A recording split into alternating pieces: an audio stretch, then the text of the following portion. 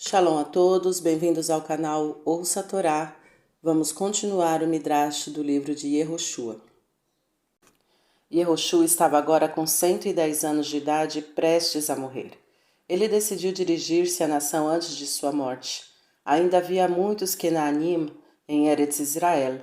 Yehoshua pensou, talvez depois que eu morrer os judeus não expulsarão os Kenaanim, pois eu não estarei mais aqui para incentivá-los a se livrarem de todos os Kenaanim da terra. Se Bnei Israel permitirem que alguns deles permaneçam, os judeus poderão começar a se casar com eles. Devo advertir os judeus para evitar que estas coisas sérias aconteçam. Yehoshua reuniu os juízes do Sanhedrin, os Nessiim, outros líderes, bem como todos os Bnei Israel. Este é o discurso que ele fez. Eu já sou idoso e próximo da morte. Eu dividi a terra inteira entre vocês, mas ainda há alguns não-judeus nela. Eu lhes aviso, vocês devem continuar a expulsar essas nações. Hashem irá ajudá-los, como ele fez até agora. Mas se vocês começarem a ser amigáveis com essas nações, elas irão depois de algum tempo ensinar-lhes os seus maus caminhos e sua adoração de ídolos. Vocês poderiam afirmar, não, isso nunca nos acontecerá. Seremos fortes e não nos permitiremos ser influenciados por elas. Pelo contrário, elas aprenderão conosco como servir a Hashem. Porém, eu estou lhes dizendo agora que isto é uma ideia equivocada. Estas nações machucarão e ferirão vocês como espinhos que picam seu corpo e olhos. Primeiro vocês cometerão pequenos pecados, então vocês progredirão para os mais sérios sem perceber. Depois disso, Hashem não permitirá mais que vocês fiquem na boa terra que ele lhes deu. Assim como Hashem cumpriu todas as suas boas promessas, assim também ele cumprirá a sua promessa de punir vocês. Ele terá que expulsá-los de Eretz Israel. Um ponto importante para aprendermos com o discurso de Yehoshua. Hoje não vivemos mais entre as 7 nações de Eretz Kenaã, mas vivemos entre os não-judeus, e mesmo que eles tenham largado algumas das práticas dos Kenanim, como sacrificar crianças aos deuses, seu modo de vida ainda é ruim e suas ideias estão todas erradas. Aqui estão alguns exemplos. A Torá nos ensina que meninos e meninas devem se comportar com tsiniut em relação um ao outro. Depois que um homem e uma mulher se casam, devem permanecer fiéis um ao outro. No mundo não judaico, o oposto é verdadeiro. Os goim tentam atrair a atenção dos outros sempre que possível, seja através de roupas, ações ou de alguma outra forma. Tseniut, modéstia, é considerado antiquado. A Torá nos ensina a acreditar em Hashem, que criou o mundo e é seu mestre. Muitos não-judeus não acreditam que Hashem criou o mundo, e aqueles que acreditam não admitem que devemos seguir as ordens de Hashem. A Torá nos ensina a respeitar nossos pais e professores. Muitos educadores não-judeus incentivam uma criança ou estudante a criticar seus pais ou professores e a não aceitar o que quer que seja dito por eles. A Torá nos ensina a usar apenas palavras limpas e expressões refinadas. O mundo não judaico se orgulha de sua linguagem suja e baixa. A Torá nos ensina a não perder tempo. Fomos colocados neste mundo a fim de aprender o máximo possível da Torá e cumprir tantas mitzvot quanto pudermos. Depois que nossa vida neste mundo terminar, teremos uma enorme recompensa por nossas realizações. Os não-judeus ensinam o contrário. Você está aqui para se divertir, então aproveite ao máximo. Não se preocupe com coisas sérias, mesmo que a sua consciência ache que isso possa estar errado, apenas faça o que for bom para o seu corpo. A Torá nos ensina exatamente o que é certo e errado, e isso se aplica ao passado, presente e futuro. Já os não-judeus decidem por si mesmos o que é permitido e o que não é, e de tempos em tempos eles mudam a regra. Podemos pensar que não importa o que o mundo não judaico ao nosso redor pense ou faça, não seremos influenciados, nós apenas seguiremos Torá. Isso é o que os judeus pensaram na época de Yehoshua, bem como após sua morte, mas eles estavam errados. Yehoshua os avisou, Se vocês se tornarem amigos dos não-judeus que vivem ao seu redor, vocês aprenderão em seus maus caminhos. Quanto mais próximo o nosso contato com os não-judeus, mais aprendemos com eles. Se lemos livros ou revistas não-judaicas ou assistimos TV, aprendemos a pensar de uma maneira não-judaica. Às vezes podemos nem perceber que isso está acontecendo conosco. Um dos nossos trabalhos mais importantes é manter nossas Neshamot, almas, puras. Podemos fazer isso vendo e ouvindo apenas palavras da Torá e ficando longe de todas as ideias de fontes não judaicas. O Midrash nos dá este machal, uma parábola. O pássaro precioso. Um rei disse ao seu servo: olhe para este pássaro raro. É seu trabalho garantir que ele não voe para longe. Sua vida depende disso. Se você o mantiver em segurança, sua vida estará segura. Mas se ele escapar, você pagará com sua própria vida. Você pode ter certeza de que o servo fez o máximo para proteger o pássaro. Sua vida estava ligada à do pássaro e ele não estava disposto a perder a sua vida. A chave para a parábola. O pássaro precioso é a Torá. Hashem disse: enquanto você estiver guardando a Torá, você estará preservando sua própria vida. Mas, se você deixar de lado qualquer parte da Torá, você perderá parte de sua vida. A Torá nos dá vida neste mundo e no próximo. Ao ficar longe de influências e ideias não judaicas, protegemos nossas vidas. O último discurso de Yehoshua. Mais uma vez, Yehoshua decidiu reunir o povo. Desta vez, além de falar com todos, ele faria um novo pacto com eles para manterem a Torá. Este encontro ocorreu em Shechem. Shechem estava perto do Har Gerizim e Har Heval, onde as bênçãos e maldições foram declaradas no dia em que Bnei Israel entraram na terra. Bnei Israel seriam assim lembrados deste evento. Yehoshua ordenou que o Aron fosse trazido para Shechem para esta reunião especial. Isto tornaria o pacto mais solene. Quando todos os Bnei Israel, juntamente com seus líderes, foram reunidos, Yehoshua começou dizendo: Hashem mostrou a vocês que os deuses das outras nações são impotentes. O pai de Abraham, Terar, serviu a ídolos do outro lado do rio Pirat, Eufrates, junto com seu filho Nahor. Mas o outro filho de Terar, Abraham, percebeu que esses ídolos eram falsos. Ele se recusou a se curvar para eles. Hashem levou Abraham para longe da casa de seu pai e o trouxe para Eretz Canaã.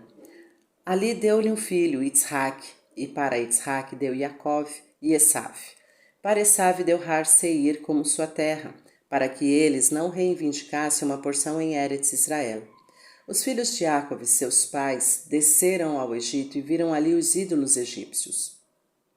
Quando Hashem redimiu seus antepassados do Egito e afogou os egípcios no mar, vocês viram claramente o quão impotentes são os deuses deles. Mais tarde, Moshe venceu os dois poderosos reis, Sihon e Og.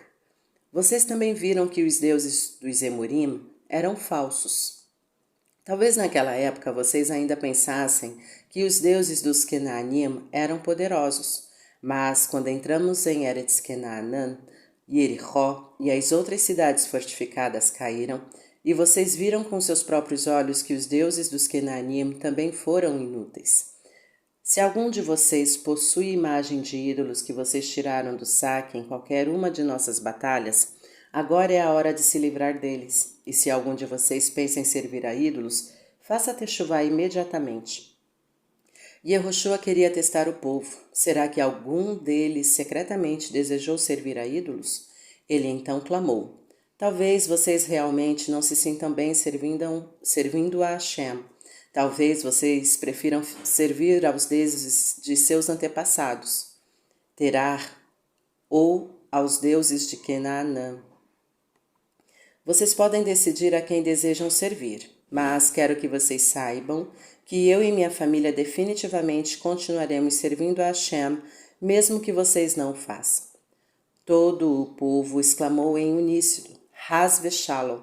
Nós não iremos deixar Hashem e servir a ídolos. Hashem fez muitas coisas boas por nós. Ele nos tirou do Egito quando éramos escravos.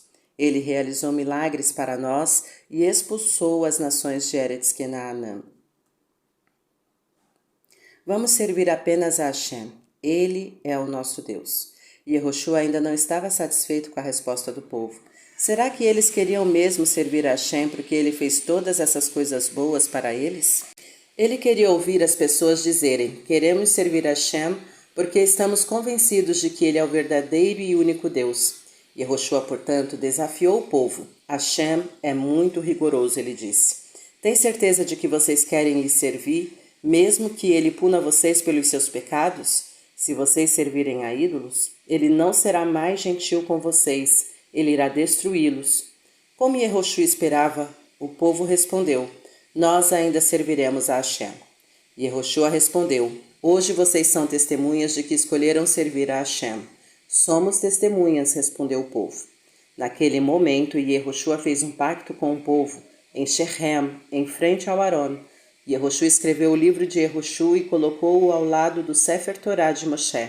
Ele ergueu uma grande pedra em Shechem para lembrar Bnei Israel para sempre dessa reunião do pacto.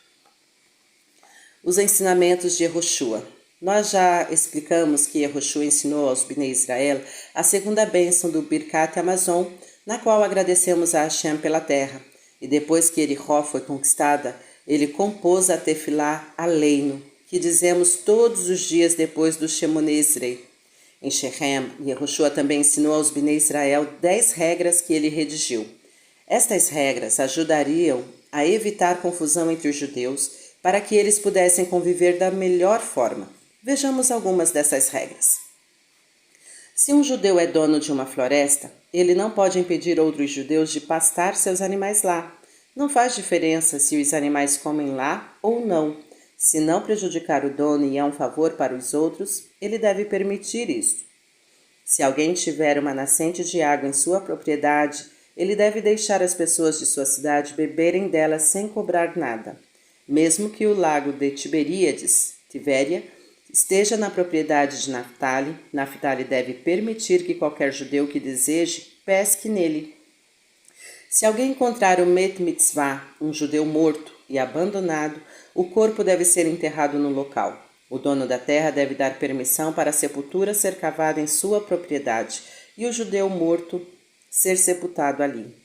Yehoshua também providenciou estradas em Eretz Israel para tornar mais fácil para os judeus viajarem de um lugar para outro. O enterro de Yehoshua. Logo depois que Yehoshua terminou seu discurso, ele morreu. Bnei Israel deixaram-no em Timnat Serah, a cidade que ele escolheu para sua propriedade. Eles colocaram uma gravura do sol sobre o túmulo para lembrar a todos: aqui jaz o grande líder que fez o sol parar no céu. Quando Yehoshua faleceu, todos os Bnei Israel deveriam ter ido ao seu funeral e lamentado por ele. No entanto, eles cometeram um erro, como veremos adiante. Na verdade, Yehoshua foi um grande líder, ficando atrás apenas de Moshe. De fato, houve muitos milagres e eventos semelhantes nas vidas de ambos, Moshe e Yehoshua. O Midrash nos conta: Moshe e Yehoshua eram semelhantes. Moshe guiou os judeus para fora do Egito e Yehoshua os levou para Eretz Kenaã. O rosto de Moshe brilhava com raios da Shekinah tão brilhantes quanto o sol. O rosto de Yehoshua também brilhava, mas com uma luz mais fraca, comparável à da lua. O brilho no rosto de ambos indicavam que eles eram como anjos que refletem o brilho da Shekinah. Moshe dividiu o Yam Suf para Bnei Israel e Yehoshua dividiu o rio Jordão. Moshe construiu um Misbeach ao pé do Har Sinai e Yehoshua construiu um Misbeach em Har Eval. A Moshe foi ordenado na sarça ardente em Har Sinai: tire seus sapatos. A Yehoshua também foi ordenado remover seu sapato antes de conquistar Jericó. Moshe fez o sol e a lua ficarem parados na guerra contra os Emorim, e assim também fez Yehoshua. Moshe cantou uma shirá no Yam Suf e Yehoshua cantou uma shirá quando ordenou ao sol que ficasse parado. Moshe derrotou Sihon e Og, e Yehoshua derrotou 31 reis de Eretz Kenaã. Moshe escreveu a Torá sobre grandes pedras e Yehoshua também. Certamente este grande líder Yehoshua merecia ser publicamente lamentado por toda a nação. De fato, Yehoshua foi enterrado às pressas sem muito luto. Por quê? Os judeus tinham acabado de receber seus próprios campos e fazendas. Isso foi muito emocionante para eles. Finalmente eles poderiam arar a terra, semear e aproveitar sua própria colheita. Mas tudo isso exigia muito trabalho duro. Havia também árvores frutíferas e hortas que precisavam ser cuidadosamente trabalhadas e cuidadas. Quando os proprietários das terras souberam da morte de Yehoshua, estavam tão ocupados que não queriam passar muito tempo lamentando por ele. Eles apenas compareceram brevemente ao enterro e logo retornaram ao seu trabalho. É uma grande mitzvah participar do sepultamento de um Talmid Chacham. Quando um Talmid Chacham falece, cada judeu perde alguma coisa, porque enquanto o Talmid Chacham vivia, seus méritos protegiam a todos os judeus. Os Equinim, que lideraram o povo após a morte de Yehoshua, deveriam ter providenciado para que Bnei Israel lamentasse adequadamente por Yehoshua. Já que eles não fizeram isso, Hashem ficou irado. Um terremoto sacudiu Eretz Israel. Como punição, os Equinim morreram logo depois. Yosef é enterrado. Você se lembra que Moshe havia levantado o Arão de Yosef no rio Nilo? Bnei Israel o levaram consigo ao lado do Arão de Hashem, enquanto viajavam pelo deserto. Depois que a terra de Eretz Israel foi dividida, Bnei Israel enterraram Yosef num caixão em Shechem. Por que Yosef foi enterrado na cidade de Shechem? Em Shechem, os filhos de Jacob venderam Yosef como escravo para o Egito, antes de morrer. Yosef pediu aos Bnei Israel, por favor, enterrem-me em Shechem, já que eu fui raptado de lá. Ao devolver o Arão de Yosef para Shechem, Bnei Israel compensaram o pecado de tê-lo vendido. Elazar, o Cohen Gadol, morre. Logo após a morte de Yehoshua, o filho de Aharon, Elazar, o Cohen Gadol, também morreu. Desta vez, os judeus não repetiram o erro que cometeram após a morte de Yehoshua. Todos eles interromperam o trabalho agrícola e começaram a lamentar publicamente por Elazar, que estivera ao lado de Yehoshua durante a divisão da terra. Foi ele que repetidamente perguntou a Urim e Betumim sobre tudo o que Bnei Israel precisava saber. Elazar foi enterrado em sua propriedade em Har Efraim. Via de regra, os Coarim não possuíam terra. No entanto, Elazar havia se casado com uma mulher de outra Shevet e por isso possuía terras. Quando ela morreu, ele herdou a propriedade dela. O que aconteceu depois que Yehoshua morreu? Enquanto Yehoshua esteve vivo, todos os Bnei Israel serviram apenas a Hashem. Após sua morte, os Equinim se tornaram os novos líderes. Durante sua liderança, nenhum judeu jamais serviu a ídolos. Todos eles se lembravam dos discursos de despedida de Yehoshua e do pacto que ele fizera com eles. Além disso, eles respeitavam os Equinim e ficariam envergonhados se abandonassem o serviço a Hashem enquanto esses líderes estivessem no comando. Os Equinim também constantemente lembravam aos judeus as muitas maravilhas que Hashem fez por eles depois que entraram em Eretz Israel. No entanto, a geração que cresceu após a época de Yehoshua e os Equinim que não tinham ouvido pessoalmente suas palavras, lentamente começaram a se tornar amigos dos não-judeus que ainda viviam em Eretz Canaã. Gradualmente, como Yehoshua havia predito, os judeus aprenderam os maus caminhos de seus vizinhos não-judeus. O que aconteceu depois será contado no livro de Shoftim. E aqui terminamos o Midrash do livro de Yehoshua.